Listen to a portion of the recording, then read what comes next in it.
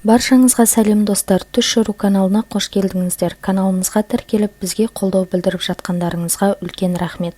Ал егер каналымызға тіркелмеген болсаңыз, подписаться батырмасын басып, қоңырауды басып қойыңыз. Сол кезде біздің видеоларымызды сіз бірінші көретін боласыз.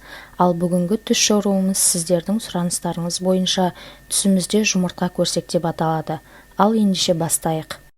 Түсіңізде жұмыртқа тауып жатқан тауықты көрсеңіз, әйеліңіздің ұл босанатындығын білдіреді.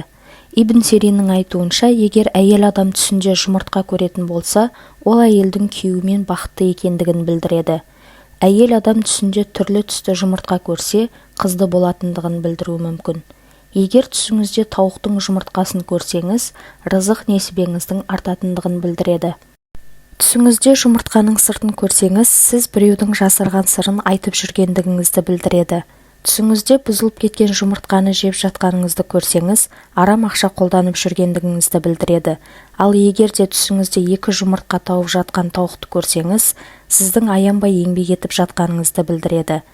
Бойдақ жігіт түсінде көп жұмыртқа көрсе, жақында тұрмыс құратындығын білдіреді. Сондай-ақ, түсіңізде көп жұмыртқа көрсеңіз, сіздің көп ақша жинап жатқандығыңызды білдіруі мүмкін. Егер түсіңізде піскен жұмыртқа көрсеңіз, оңай ақша табатындығыңызды білдіреді.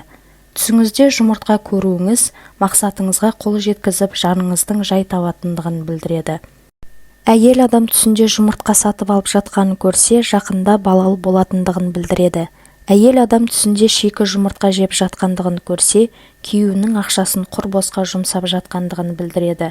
Достар, егер осы видеомыз ұнаса, лайк басып қолдап қойыңыздар. Сондай-ақ каналға тіркелуді ұмытпаңыз. Сау болыңыздар.